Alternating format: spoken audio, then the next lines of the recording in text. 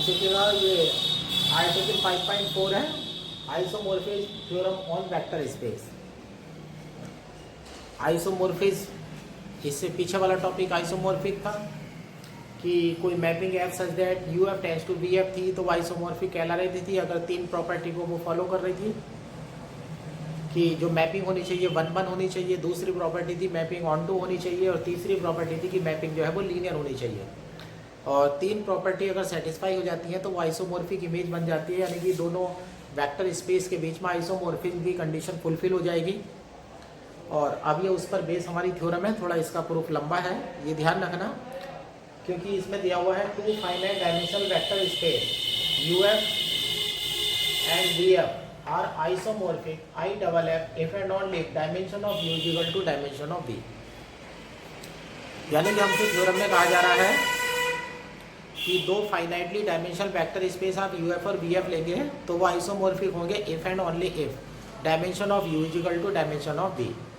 तो ये दोनों वेक्टर स्पेस की डायमेंशन जो है वो इक्वल होनी चाहिए। थोड़ा सा थ्योरम जो है वो इसलिए बड़ी हो जाती है क्योंकि आपको डायमेंशन भी प्रूव करनी है, तो नंबर ऑफ़ एलिमेंट्स दोनों के बेसिस में सेम लेने पड़ेंगे और आइसोमॉर्फिक प्रूफ करने के लिए आपको तीन प्रॉपर्टी सेटिस्फाई करनी पड़ेगी। तो इस तरह से अगर ये देखा जाए तो क्वेश्चन का जो थ्योरम का प्रूफ है वो थोड़ा सा बड़ा हो जाता है, लेकिन भारी नहीं है, एक जैसा ही लेंगे हम इसमें। अब ऐसे ले लेते हैं, अब दो बार में तो थ्योरम करनी पड़ेगी।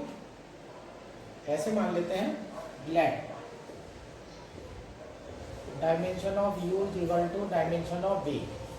दोनों वेक्टर स्पेस की जो डायमेंशन है वो हम इक्वल ले लेते हैं और मान लीजिएगा इसे कह देते हैं n। अब दोनों वेक्टर स्पेस की डायमेंशन आप ले चुके हैं और इसे आपने n मान लिया है। अब आप ये दिखाने जा रहे हैं, आप दोनों की डायमेंशन जब ये लेने जा रहे हैं, u और v की डायमेंशन इक्वल ले चुकी है।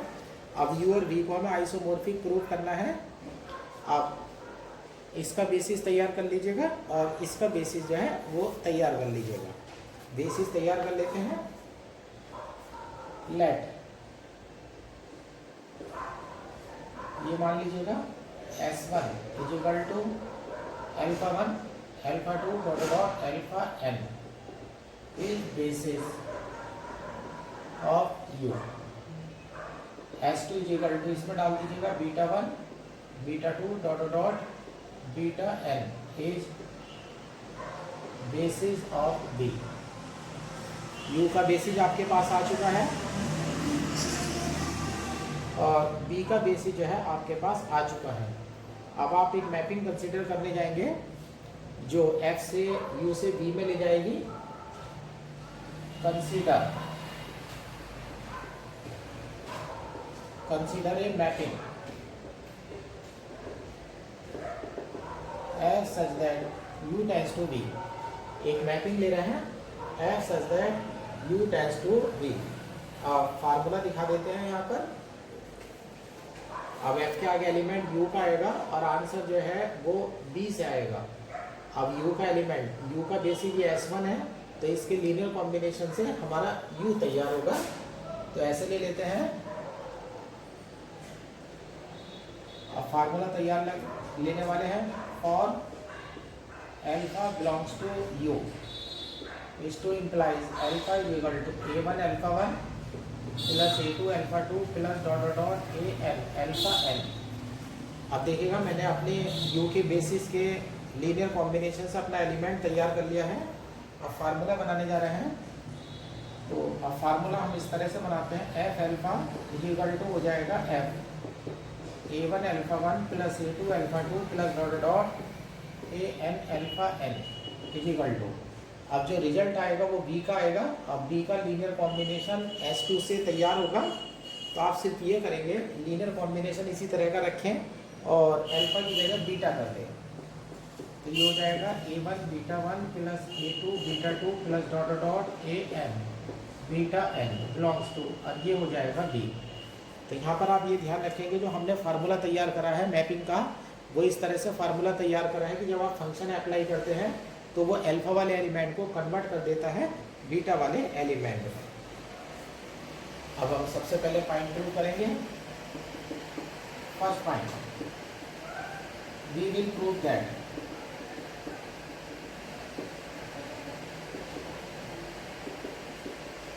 f is 1 1।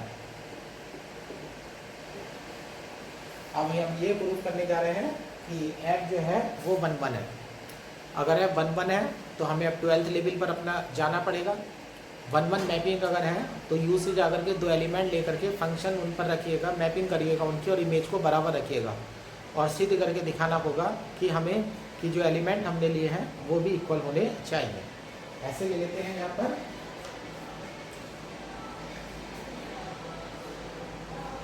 और दो एलिमेंट लेने जा रहा हूँ यहाँ से u से a1 alpha 1 plus a2 alpha 2 plus dot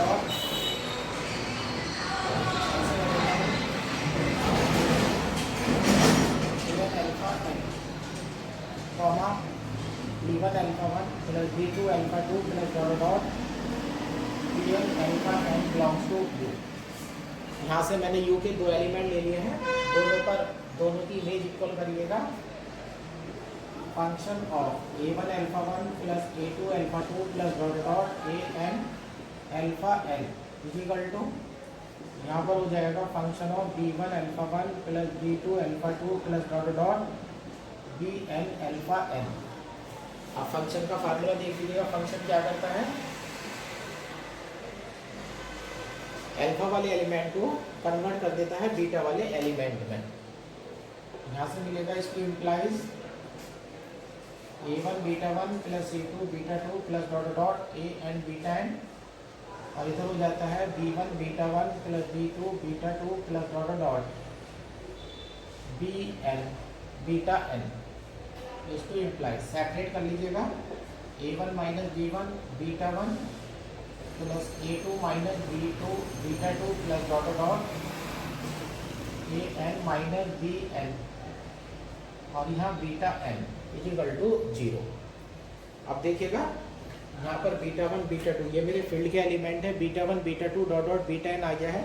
ये सारे के सारे एलिमेंट आए हैं मेरे S2 से और S2 क्या है, बेसिस है और बेसिस होता है set of L I vectors और एल आई वेक्टर्स में नल वेक्टर तभी आ सकता है जब मल्टीप्लाई करने वाले फील्ड के सारे एलिमेंट 0। अब इसमें लिख देते हैं since S2 is set of L I vectors. जो हमारा S2 है वो set of L I vectors है तो मल्टीप्लाई करने वाले फील्ड के एलिमेंट 0 हो जाएंगे। a1 minus b1 is equal to 0, a2 minus b2 is equal to 0 and so on an minus bn is equal to 0। इसको implies a1 is equal to b2 comma a2 is equal to b2 comma dot and so on an is equal to bn। अब यहाँ पर देखिएगा दो तरह के मैंने element लिए थे, एक में a डाला था और एक में b डाला था और प्रूव हो गया है कि a1 b1 के इक्वल है, a2 b2 के इक्वल है। तो यानी कि ये दोनों एलिमेंट जो है मेरे बराबर हो चुके हैं। इसको implies a1 alpha 1 plus a2 alpha 2 plus dot an alpha n is equal to b1 alpha 1 plus b2 alpha 2 and so on bn alpha n। अब मैं प्रूव कर चुका हूँ कि u के दो एलिमेंट मैं फंक्शन में डालता हूँ और इक्वल फंक्शन अगर मैं लेता हूँ तो मेरे दोनों एलिमेंट भी इक्वल होने चाहिए। मेरी 1 1 की डेफिनेशन कंप्लीट हो जाती है। इस टू इम्प्लाइज f इज 1 1। अब 1 1 की डेफिनेशन कंप्लीट हो जाती है। अब यहाँ इक्वेशन नंबर इसे मैं मत डालता हूँ। हम ऑन टू के बारे में बात करने वाले हैं। Second point, we will prove that f is on to। अब हमें ऑन टू प्रूव करना है तो ऑन टू प्रूव करने के लिए हमें कुछ ज़्यादा नहीं करना होगा, सिर्फ एक ही लाइन लिखनी काफ़ी होगी।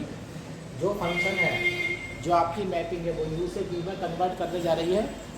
अब आप ऑन टू की डेफिनेशन देने जा रहे हैं तो जब आप ऑन टू की डेफिनेशन देने जाएंगे तो आप ये कहेंगे कि v का कोई एलिमेंट, ऑन टू की डेफिनेशन आप देने जाएंगे तो आप ये कहेंगे कि अगर आप v का कोई भी एलिमेंट लेते हैं तो उसके लिए आपको गारंटी करनी पड़ेगी कि अल्फा में कोई ना कोई एलिमेंट ऐसा होना चाहिए कि v का एलिमेंट u के एलिमेंट की f इमेज होना चाहिए। अब इक्वेशन नंबर 1 से देख लेते हैं, एक लाइन लिख देते हैं बस। ये मेरा v का एलिमेंट है, ये मेरा u का एलिमेंट है। For A1 beta 1 plus A2 beta 2 and so on A and beta n belongs to B. Their exits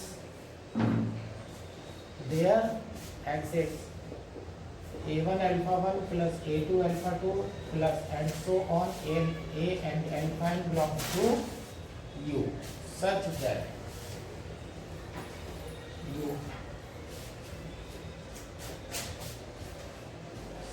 that by equation 1 function of A1 alpha 1 plus A2 alpha 2 and so on A n alpha n is equal to A1 beta 1 plus A2 beta 2 plus dot dot A n beta n. This will imply F is 1.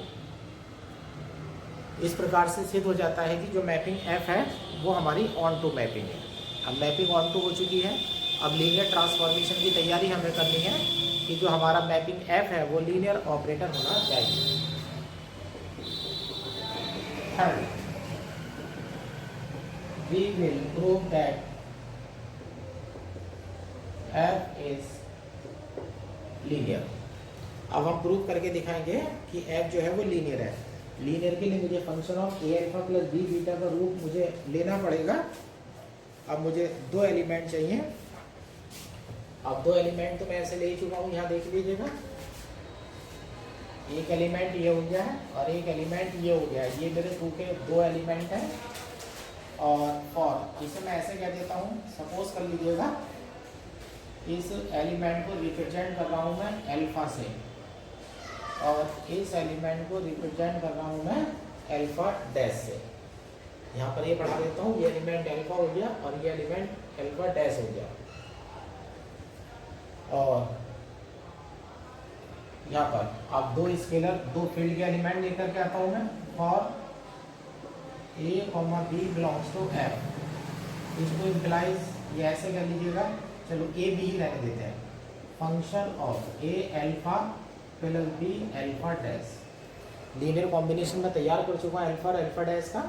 अब formula डालते हैं। Function of A1 alpha 1 plus A2 alpha 2 plus dot dot A n alpha n plus B के आगे B1 alpha 1 plus B2 alpha 2 and so on Bn alpha n। दोनों का formula हम डाल चुके हैं, वैल्यू हमारे पास आ चुकी है। अब दोनों को मल्टीप्लाई करके ऐड कर दीजिएगा। ये हो जाता है इक्वल टू फंक्शन के आगे A1 plus B1 alpha 1 plus A2 plus B2 alpha 2 plus dot dot and so on में आ जाएगा A n plus B n alpha n। अब फार्मूले इक्वेशन नंबर 1 पर निगाह डाल दीजिएगा। जब फार्मूला F अप्लाई होता है, मैपिंग F अप्लाई होती है तो वो अल्फा को बीटा में कन्वर्ट कर देती है। इक्वल टू हो जाएगा, यहाँ से रिजल्ट बनेगा आपका A1 plus B1 beta 1 plus A2 plus B2 beta 2 and so on A n plus BN और यहाँ आ जाएगा बीटा n। ब्रैकेट में लिख देते हैं बाई इक्वेशन 1। इक्वेशन नंबर 1 से हमने फार्मूला अप्लाई कर दिया है। अब A वाले अलग कर लीजिएगा और B वाले अलग कर लीजिएगा। तो ये हो जाता है A, ये आगे आ जाएगा A1 beta 1 plus A2 beta 2 and so on AN beta n plus B वाली ले लीजिएगा B1 beta 1 plus B2 beta 2 and so on Bn beta n। ये आ चुके हैं।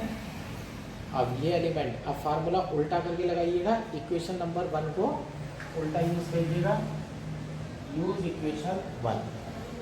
अब इक्वेशन नंबर 1 को आप उल्टा जब यूज करेंगे तो ये F के आगे आ जाएगा A1 alpha 1 plus A2 alpha 2 and so on An alpha n plus B के आ जाएगा फंक्शन ऑफ B1 अल्फा 1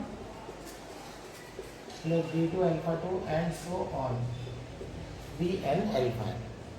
अभी आपके आगे मेरी वैल्यू बन चुकी है। पहली वैल्यू मेरी अल्फा की बन चुकी है और दूसरी वैल्यू मेरी अल्फा डैश की बन चुकी है। ये मेरे एलिमेंट मुझे वापस मिल चुके हैं। अब थ्योरम का पहला वाला पार्ट जो है वो मेरा प्रूव हो चुका है। इसको implies function of A alpha plus B beta dash is equal to A F alpha plus B F alpha dash is to implies F is linear. इस प्रकार से प्रूव हो जाता है कि जो मैपिंग एफ ली गई थी वो लीनियर ऑपरेटर है। अब 1-1 भी हो चुकी है, एफ को 1-1 प्रूव कर चुके हैं, एफ को ऑन-टू प्रूव कर चुके हैं, एफ को लीनियर प्रूव कर चुके हैं। तीनों प्रॉपर्टी मिलकर के आइसोमॉर्फिक की डेफिनेशन बना लेते हैं।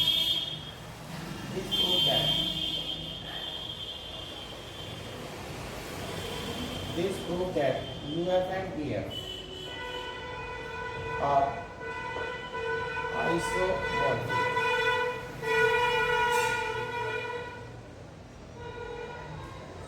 अब कन्वर्सली चलते हैं, अब इसका उल्टा चलते हैं। अब आइसोमॉर्फिज्म आप लेकर के चलेंगे, 3 प्रॉपर्टी आपकी सेटिस्फाई हो जाएंगी और आप प्रूव करके दिखाएंगे कि U की डायमेंशन और V की डायमेंशन इक्वल होगी। तो अब मुझे U का बेसिस और V के बेसिस को लेकर के सिद्ध करना पड़ेगा, उसमें एलिमेंट मैं सेम लूँगा। अब मैं प्रूव करके दिखाऊंगा कि वो बेसिस है, और बेसिस के लिए इतना दिखाना काफ़ी है कि ये Li वेक्टर्स का सेट है। अब एक काम तो हो चुका है।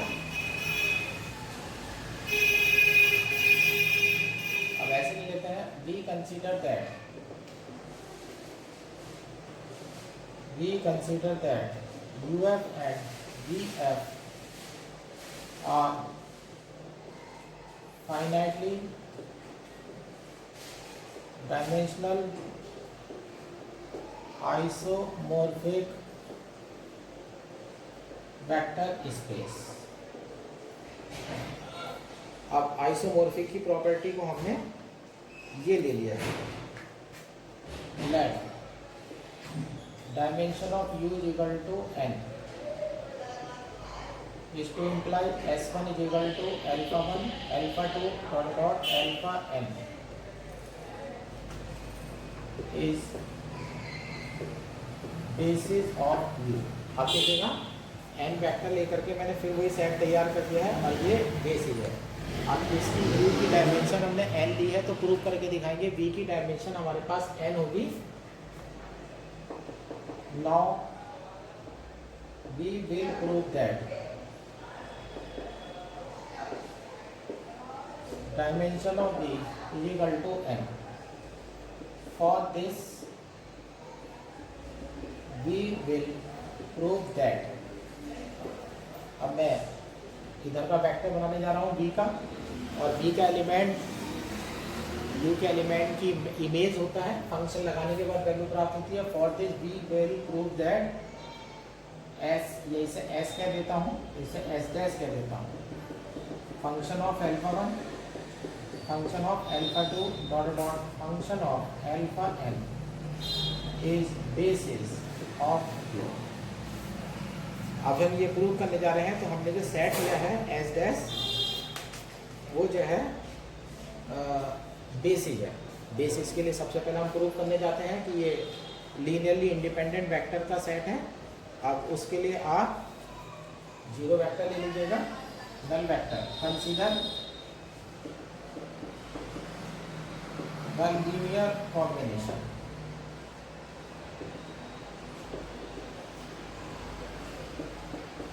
a1 function of alpha 1 plus a2 function of alpha 2 plus dot dot an function of alpha n is equal to 0। इसे इक्वेशन नंबर 2 कह देते हैं।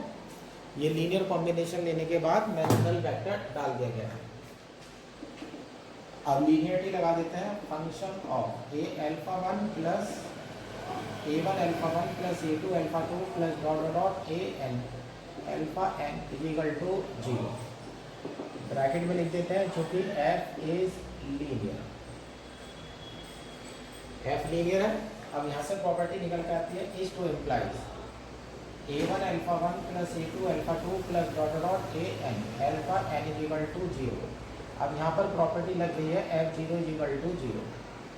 ये प्रॉपर्टी बताई गई थी कि नल वेक्टर का जब इमेज होती है तो वो 101% नल वेक्टर होगी। तो यहाँ से प्रूव हो जाता है कि ये जीरो। अब अल्फा 1 अल्फा 2 अल्फा एन वाले वेक्टर आ गए हैं। अब मैं यहाँ आ चुका हूँ जो कि बेसिस है, और बेसिस होता है set of L I vectors, चूँकि S is set of L I vectors, इसको implies A1 equal to A2 and so on An equal to 0। अब ये मल्टीप्लाई करने वाले जितने भी देखेगा सारे फील्ड के एलिमेंट 0 हो चुके हैं। तो इक्वेशन नंबर 2 से रिजल्ट प्रूव हो चुका है। By equation 2 comma S dash is set of L I vectors. इस प्रकार से सिद्ध हो जाता है कि एस डैश जो है वो set of L I vectors है। अब एल आई वैक्टर्स तो प्रूव हो चुका है। अब मैं एल एस लीनियर स्पान की डेफिनेशन को फॉलो करने जा रहा हूँ। 2-3 लाइन और होंगी। अब लीनियर स्पान की डेफिनेशन है, लीनियर स्पान में हम ये चलते हैं। अब हमें प्रूव करके दिखाना पड़ेगा कि अगर मैं एस डैश का कोई एलिमेंट लेता हूँ, अगर मैं बी का कोई एलिमेंट लेता हूँ तो वो एस डैश के लीनियर कॉम्बिनेशन से प्राप्त होना चाहिए।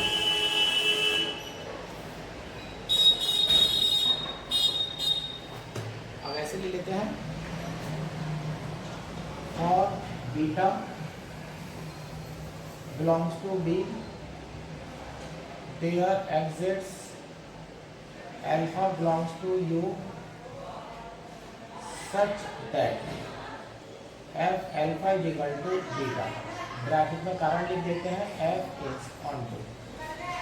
आइसोमोर्फिज्म तो हम ले ही चुके हैं, तो आइसोमोर्फिज्म अगर है तो ऑन टू हो गई होगा, यानी कि बी का कोई भी एलिमेंट अगर मैं लेने जाऊंगा तो वो जो है मुझे यू का एलिमेंट मिल जाएगा। अब ऐसे कर लेते हैं, इसको implies beta is equal to F alpha की वैल्यू है, अल्फा जो एलिमेंट आया है वो यू से आया है। अब इसका लीनियर कॉम्बिनेशन तैयार कर लीजिएगा, A1 beta 1 sorry A1 alpha 1 plus A2 alpha 2 plus dot dot AN alpha n, इसको implies beta is equal to linearity लगा दीजिएगा, A1 function of alpha 1, A2 function of alpha 2 and so on AN function of alpha n।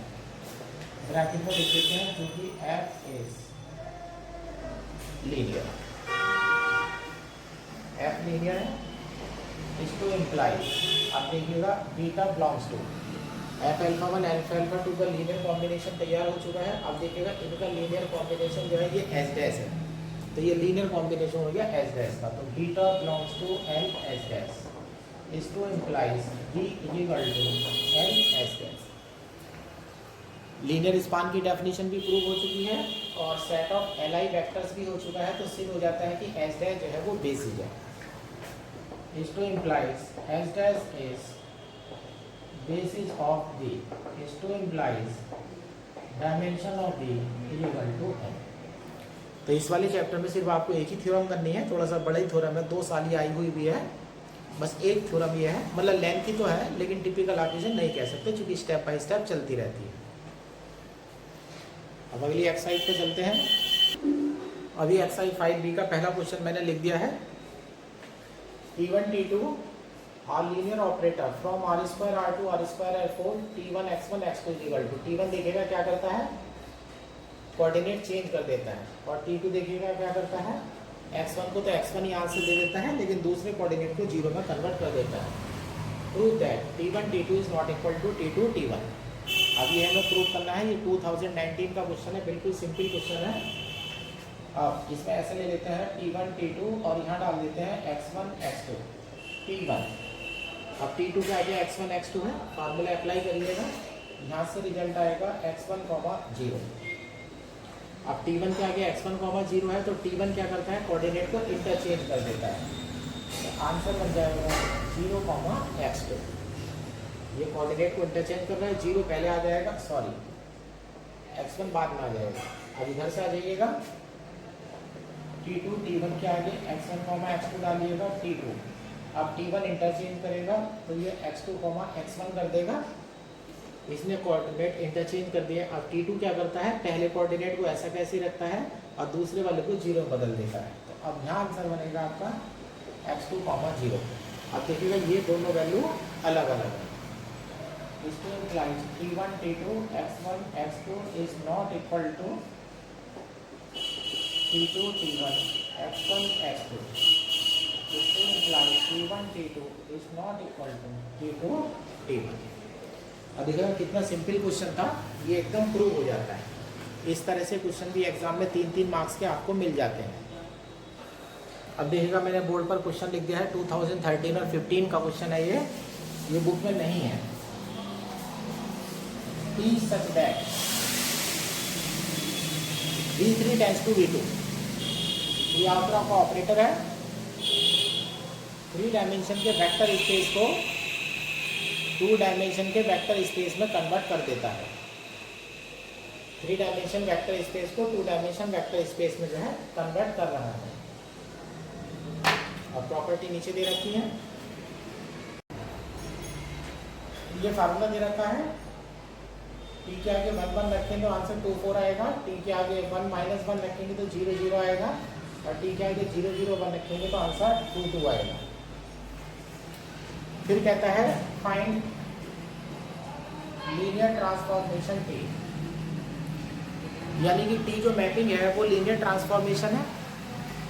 ये तो हमें दिया हुआ है और वो 3D के वेक्टर को 2D के वेक्टर में कन्वर्ट कर रही है। 3 वेक्टर हमें फार्मूला लगा करके दे रखे हैं और कहा गया है कि ट्रांसफॉर्मेशन बताइएगा। यानी कि इन क्वेश्चंस को जो पीछे वाली एक्सरसाइज में क्वेश्चंस थे उनका उल्टा समझिएगा। वहाँ फार्मूला दिया गया था और ये वो पूछ रहा था आपसे कि जो मैपिंग में आपको दे रहा हूँ या ऑपरेटर में आपको दे रहा हूँ कि वो लीनियर ऑपरेटर है या नहीं है। ये क्वेश्चन इसका उल्टा है। यहाँ पर वो कह रहा है कि लीनियर ऑपरेटर है, कुछ वैल्यूज़ मैंने आपको दे दी हैं और उस वैल्यूज़ को प्रूव करके दिखाइएगा। उन वैल्यू को लेकर के फार्मूला प्रूव करके दिखाइएगा कि मेरा फार्मूला कौन सा काम कर रहा है। अब इस फार्मूले में आप ये ध्यान रखेंगे, ये T के आगे जो वेक्टर है आपके 1 1 1, 1 - 1 1 और 0 0 1, ये 3 वेक्टर हैं। पहली बात, जो आगे T के आगे वेक्टर ले रहे हैं तो आप ये मान करके चलिएगा 101% वो वेक्टर Li होंगे। वेक्टर कैसे होंगे? Li, यानी कि मैं n से बेसिस तैयार कर सकता हूँ तो ये Li वेक्टर होंगे। जब वो Li वेक्टर हो जाएंगे तो मैं V3 का कोई भी एलिमेंट उनसे तैयार कर सकता हूँ और मेरा फार्मूला तैयार हो जाएगा। अब इधर देखिएगा, ये अब आंसर में सेट लीजिएगा, let S = 1 1 1 plus comma 1 - 1 1 comma ये ले लीजिएगा 0 0 1। ये सेट मैंने मान लिया है। Consider the linear combination. Li की तैयारी करने जा रहे हैं हम। Consider the linear combination A1 1 1 1, A मान लेता हूँ, प्लस B 1 - 1 1, C के आगे 0 0 1 और आंसर ध्यान रखना, इक्वल टू, आप तो लीनियर कॉम्बिनेशन तैयार करने जा रहा हूँ तो ये हो जाएगा 0 0 0। 3D का वेक्टर्स हो गया है मेरे पास ये। अब लीनियर कॉम्बिनेशन को मैंने 0 मान लिया है। यहाँ से इक्वेशन बनाइएगा, इसको इम्प्लाइज A + B बनेगा, A - B बनेगा और तीसरे वाले में बनेगा A + B और प्लस C इक्वल टू 0 0 0। अब यहाँ से वैल्यू आपको मिल जाती है A + B = 0, A - B = 0, A + B = 0। आप देखिएगा A + B अगर 0 है तो यहाँ वैल्यू जब आप रखेंगे तो C की वैल्यू ऑटोमेटिकली 0 आ जाएगी और जब आप इन दोनों को सॉल्व करेंगे प्लस करके और माइनस करके तो आपको सॉल्यूशन जो है सिर्फ 0 0 मिलेगा। इसको इम्प्लाइज A = B = C = 0। तीनों मल्टीप्लाई करने वाले फील्ड के एलिमेंट जो है वो 0 आ चुके हैं। तो इस प्रकार से सिद्ध हो जाता है कि मेरा S जो है वो सेट ऑफ Li वेक्टर्स है। इसको implies S is set of ally vectors. अब एलाई वेक्टर का सेट हो चुका है। अब मैं यहाँ से V3 का कोई एलिमेंट तैयार करने जाऊँगा तो मैं इनके लीनियर कॉम्बिनेशन से तैयार कर सकता हूँ। अब ऐसे ले लेते हैं, और A, B, C, for A, B, C belongs to B3, ऐसे ले लेते हैं A, B, C, equal to, या इधर से ऐसे कर लेता हूँ, ये डाल देता हूँ x, y, z, x, y, z equal to. अब ये मेरा सेट जो है वो सेट ऑफ एलाई वेक्टर्स तो हो चुका था। अब मैं 3D का इससे कोऑर्डिनेट तैयार करने जा रहा हूँ कि किस तरह से लीनियर कॉम्बिनेशन से मिलेगा मुझे। तो ये हो जाता है, A के आगे डाल देते हैं 1, 1, 1 प्लस B के आगे 1, -1, 1 डाल देते हैं, और C के आगे डाल देते हैं 0, 0, 1। ये इक्वेशन नंबर 1 हो जाती है। अब इक्वेशन फिर इसी तरह से बना लीजिएगा, यहाँ x आ जाएगा, यहाँ y आ जाएगा, यहाँ z आ जाएगा। तो यहाँ से आपको मिलेगा A plus B equal to X मिलेगा, A minus B equal to Y मिलेगा, A plus B plus C equal to आपको z मिलेगा। ये वैल्यू यहाँ डाल दीजिएगा, A plus B equal to X, A minus B equal to Y, और यहाँ से C इक्वल टू मिल जाता है आपको z माइनस एक्स। अब इन दोनों को एक बार ऐड कर देंगे और एक बार सब्ट्रैक्ट कर देंगे। जब ऐड करेंगे तो A की वैल्यू आ जाएगी, A इक्वल टू आपको x प्लस वाई अपॉन 2 मिलेगा, B की value x minus Y upon 2 मिलेगी, और C की वैल्यू मिलेगी z minus X. Equation number 1 में रख दीजिएगा, पुट इन इक्वेशन 1। अब यहाँ से वैल्यू आती है आपकी x Y Z equal to, A की वैल्यू है आपकी x plus Y upon 2 1, 1, 1 plus B की वैल्यू है x minus Y upon 2 1, -1, 1 plus C की वैल्यू आपकी z माइनस एक्स 0, 0, 1। अब यहाँ पर दोनों तरफ t अप्लाई कर दीजिएगा। Operating linear operator t। अब इस बार लीनियर ऑपरेटर t अप्लाई कर लेते हैं, तो इधर तो हो जाएगा t x, y, z। अब ये वाले मेरे फील्ड के एलिमेंट हैं। अब मेरा ऑपरेटर लीनियर है तो मैं लीनियर टी इसमें लगा सकता हूँ, फील्ड के एलिमेंट बाहर आ जाएंगे, टी जो है अंदर चला जाएगा। यानी कि मैं बात कर रहा हूँ T A alpha plus B beta equal to A T alpha plus B B beta की। तो यहाँ से हो जाता है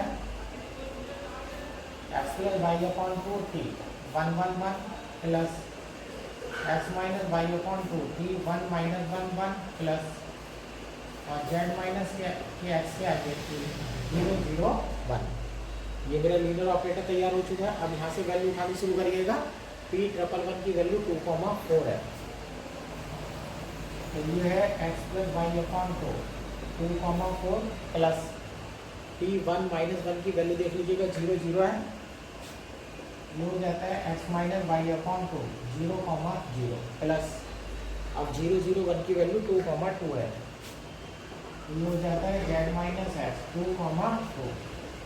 इस अंदर लेकर के चलते हैं तो 2 तो कैंसिल हो जाएगा, तो ये हो जाएगा x plus Y 2x plus 2y plus ये सब 0 हो जाता है 0, 0 और प्लस यहाँ हो जाएगा 2z minus 2x 2z minus 2x। अब इन्हें ऐड कर देते हैं कि x, y, z equal to x plus Y में जब ये ऐड करेंगे तो ये हो जाएगा माइनस का x आ जाएगा, प्लस का y आ जाएगा, प्लस का 2z आ जाएगा, कॉमा इसमें इसे ऐड करेंगे तो 2x से 2x कैंसिल हो जाएगा, ये रिजल्ट आ जाएगा 2y प्लस 2z। तो इस तरह से हमारा फार्मूला जो है वो तैयार हो जाता है। तो आपने इस क्वेश्चन में देखा कि आपको कुछ फार्मूले मिले थे, तो आप विश्वास मान कर चले गए ये सेट ये वेक्टर लेकर जब आप सेट बनाएंगे तो वो एल आई वैक्टर्स का सेट होगा।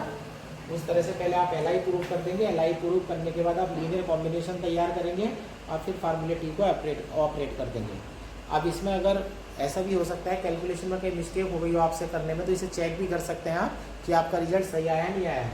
इस वाले फार्मूले में ये वैल्यू रखिएगा। अब देखिएगा एक्स वाई जेड की जगह 1 रखेंगे तो 2 और 1 3 हो जाएगा, 3 में से 1 जाएगा तो 2 आ जाएगा। यहाँ देखिएगा अब एक्स वाई जेड की जगह 2 + 2 = 4 आ जाएगा। आप तीनों फार्मूलों को चेक कर सकते हैं कि आपका जो रिजल्ट आया है वो सही आया है या गलत आया है। एक्सरसाइज का क्वेश्चन नंबर 2 आपको होमवर्क में दिया जा रहा है। आप क्वेश्चन नंबर 3 में देखिएगा, find a linear transformation T such that r² tends to r², such that ये दो फार्मूले आपको दिए गए हैं। Prove that T maps the square with vertices into parallelogram. ये वही क्वेश्चन है जैसा अभी करा था, उससे भी बहुत आसान क्वेश्चन है। टी r² से r² में ले जा रहा है, वो लीनियर ऑपरेटर है, दो वैल्यू भी हमें दे रखी हैं। तो पहले तो फार्मूला डराइव करेंगे, फिर स्क्वायर, फिर वो कह रहा है कि जो टी होता है वो स्क्वायर की जो मैपिंग करता है वो पैरेललोग्राम में करता है, स्क्वायर मैप्स टू पैरेललोग्राम। तो यानी कि टी के जब फार्मूला आपके पास आ जाएगा तो उसमें स्क्वायर के वर्टिसेस डालेंगे और उससे जो वर्टिसेस प्राप्त होंगे वो प्रूव करके दिखाएंगे वो पैरेललोग्राम के वर्टिसेस हैं। अब इस तरह से देख लेते हैं, ये थोड़ा सा और आसान हो जाता है। ये देखिएगा एलिमेंट 1, 0 है और 0, 1 है। S = 1, 0, 0, 1। ये तो हमें पहले से ही पता है कि ये बेसिस होता है, इज बेसिस ऑफ r²। अब r² का बेसिस है तो हम इसे शॉर्ट में कर देते हैं। फॉर x, y = अगर हम लेने जाएंगे तो हमें लिखना पड़ेगा x 1, 0 + y 0, 1। अब इस तरह से हमें 2 डायमेंशन का वेक्टर जो है तैयार कर चुका हूँ। इसको इम्प्लाइज टी x, y = हो जाएगा T x 1, 0 + y 0, 1।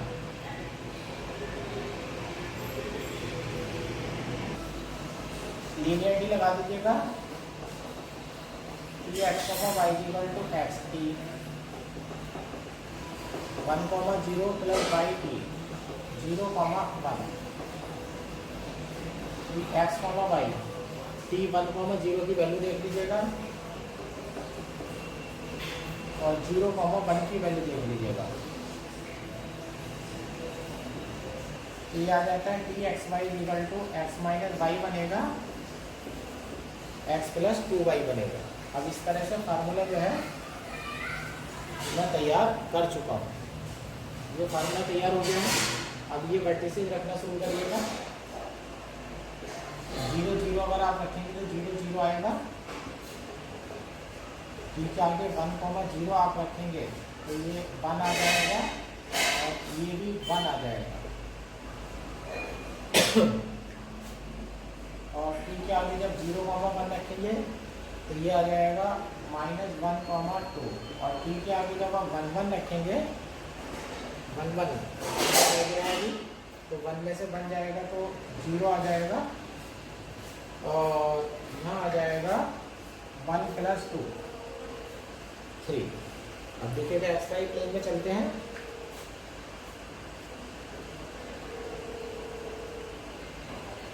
X axis Y axis है। अब यहाँ देख लीजिएगा वर्टिसेस के अकॉर्डिंग 0, 0 हो जाएंगे, एक 1, 0 हो जाएगा, एक 1, 1 हो जाएगा, यह 0, 1 हो जाएगा। ये स्क्वायर बन चुका है।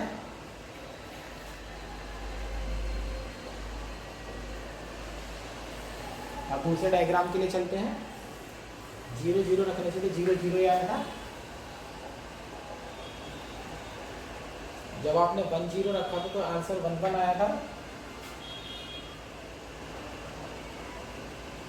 1, 1 और 0, 1 है, इसका आंसर आया था -1, 2 -1, 2। तो -1 तो यहाँ हो जाएगा और 2 इस पर डबल हो जाएगा।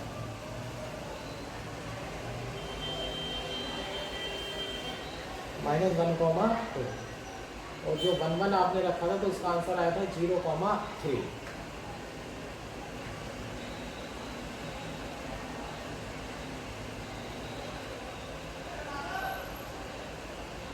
जीरो, 3।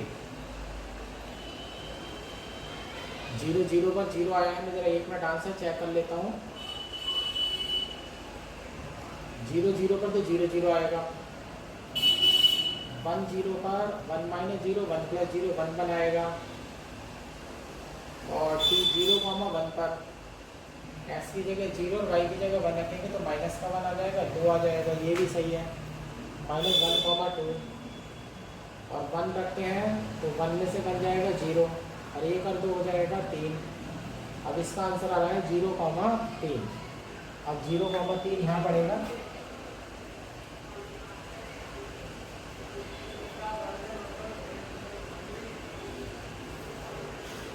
Zero comma 3। अब ये पॉइंट मेरे पास इस तरह से बने हैं, लेकिन ये यहाँ से पैरेललोग्राम नहीं बना रहे हैं। एक मिनट में बैटरी से चेक कर लेता हूँ। 0 0 1 0 1 1 एंड 0 1, वैल्यू तो मेरी सही आ रही है।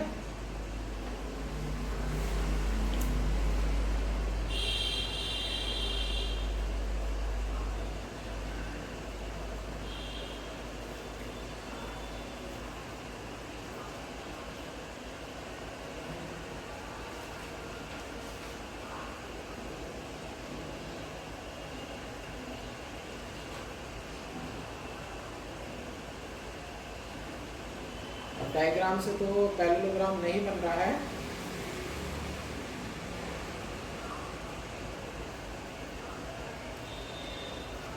पता नहीं इसमें डायग्राम में क्या गड़बड़ हो रही है, मैं दूसरा तरीका अपने आप के देखता हूँ।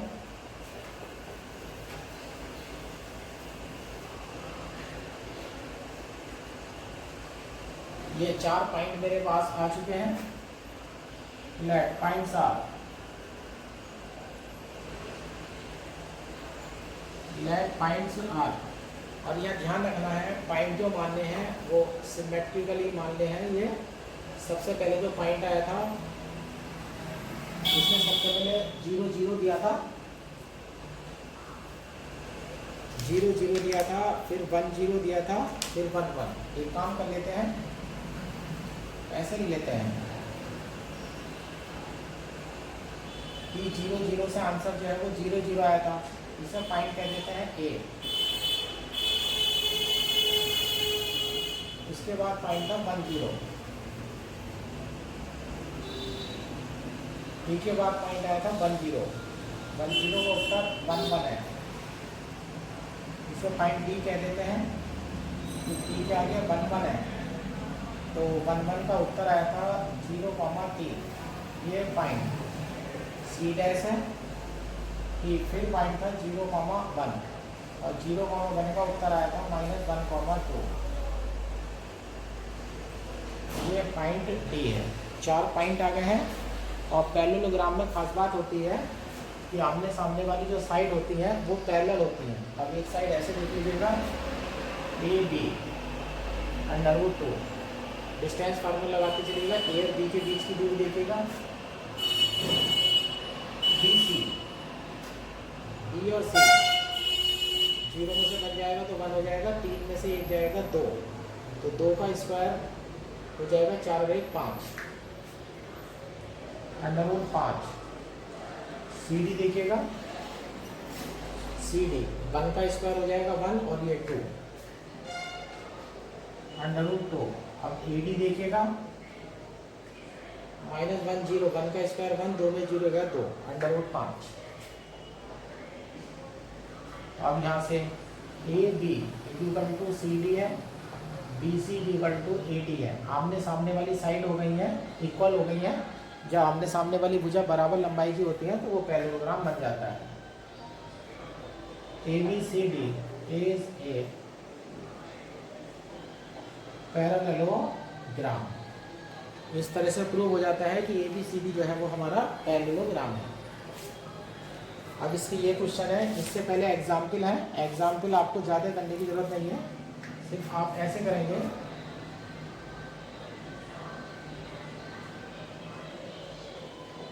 HW में एग्जाम्पल 1 करना है, एग्जाम्पल 2 करना है, एग्जाम्पल 3 करना है।